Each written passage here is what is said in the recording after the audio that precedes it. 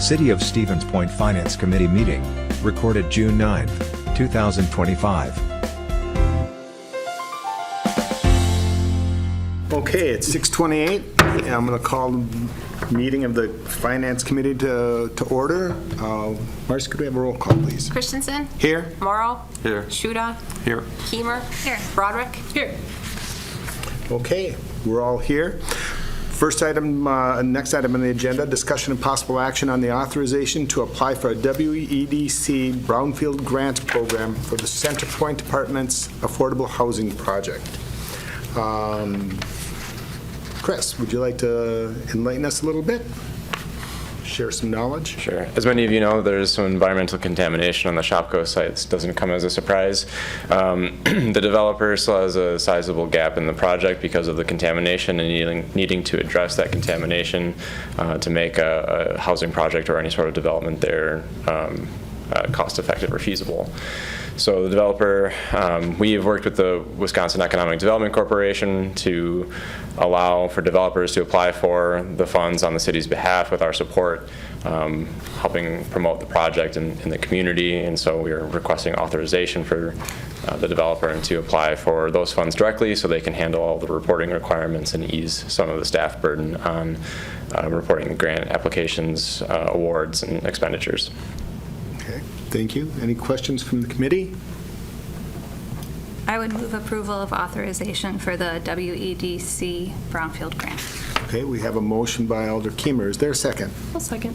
Second by Alder Broderick. Any comments from the committee? Any thoughts, suggestions, concerns? Any from the public? Hearing none, we'll vote. All in favor of giving authorization to apply for the WEDC Brownfield Grant Program for that project would signify by saying aye. Aye. Aye. And opposed would be no. And that passes unanimously.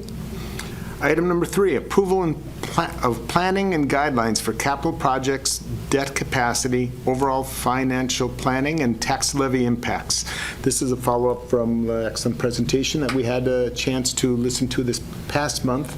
So, Comptroller Treasurer Laddick, would you like to? Sure. Yeah. So as I outlined in the memo, there's really 3 major points that I'm looking for specific action on or specific feedback on, and I know that we had some preliminary feedback during the presentation, but I still wanted to bring it back after you've had a month to think about it to see if anything's changed or to make sure that everybody's in agreement on sort of how we move forward. So the first point is, as we discussed, right now we spend about $5 million a year on road projects.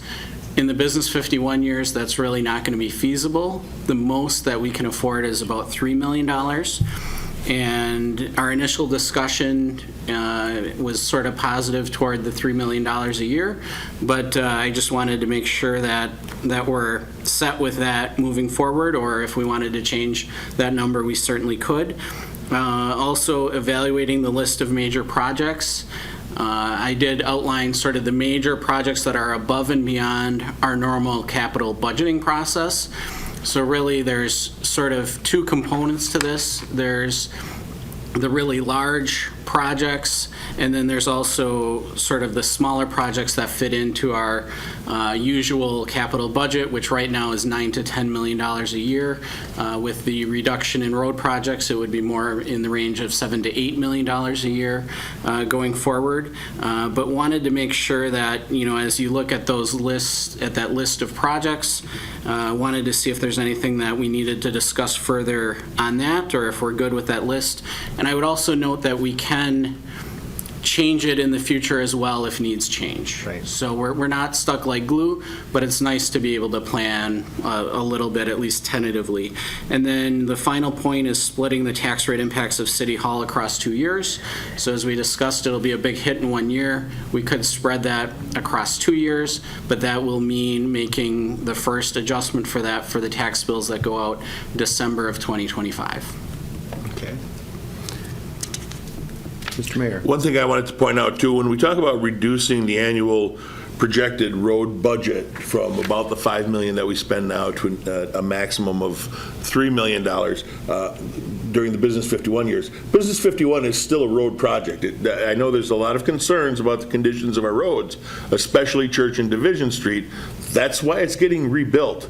But we're still doing, Business 51 is still a road project, so it's not like we're slashing the road budget. We're just focusing on that Business 51 on those years as well. No, I think that's a very important point, where there's quite a few additional miles of road construction that'll be taking place during those years as well. Yep, So. they'll just all be Business 51. Exactly. Okay, any other comments? I think Comptroller, you did an excellent job last month, and I also appreciate you bringing it to us a month prior, so we do have a chance to look at it and asking questions, and you and I have discussed it a little bit, and I still think all of those recommendations are very thoughtful, so I would like to see us go ahead with it. Is there a motion by anyone? I'll move approval. Okay, we have a move for approval. I second. By Keemer and a second by Morrow. Any other comments by the committee? Any from the public? All right, hearing none, we will take a vote. All in favor of those recommendations, and again, as Comptroller did indicate, they're not set in stone, so if need be and we have to tweak them, that is a possibility. But for right now, those in favor of that being our guideline, signify by saying aye. Aye. Aye. And opposed would be no. Excellent. Then that takes us all the way to item number 4, approval of claims paid. Comptroller, any large ones things you'd like to bring to our attention? Sure. So we did have a tax settlement in May for the April installment date. So we did pay the other taxing jurisdictions their share of the property taxes that we collected. We also paid the Convention and Visitors Bureau for their portion of room tax that we collected. We pay them quarterly. And then the other one that I wanted to point out is we also paid the county $131,000 in terms of unspent EMS funds. We have a contract with the county. Basically, they provide us an annual amount. Whatever we don't spend out of that, we return to the county so that it can be reinvested into the EMS system. And certainly I know the fire department works very hard to keep those costs down, to give a very financially cost-effective service for county taxpayers. Excellent. Mr. Mayor. Quick question. So, did you just say that we have a contract with the county and we return money to the county this year? Yes, correct. And we pretty much do every year. So I know.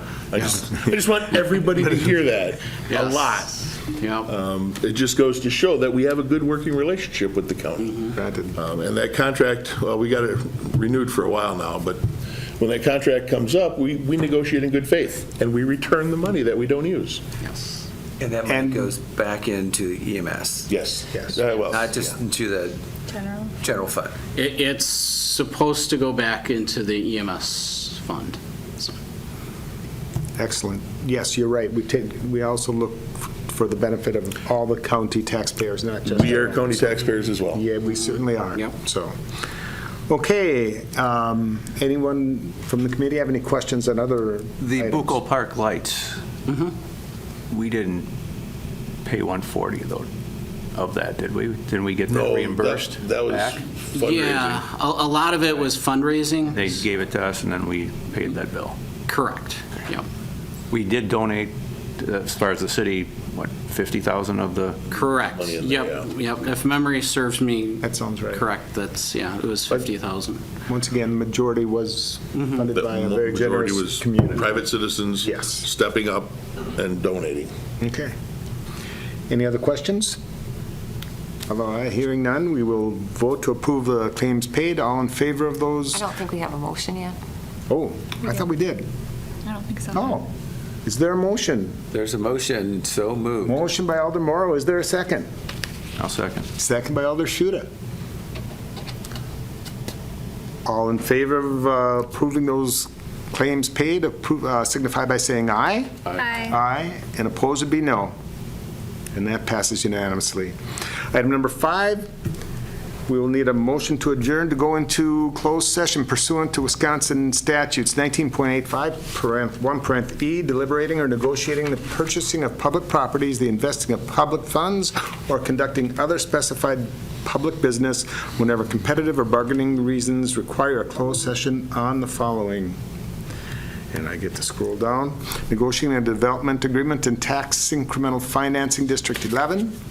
And we will be reconvening for possible action on that closed session item afterwards, so.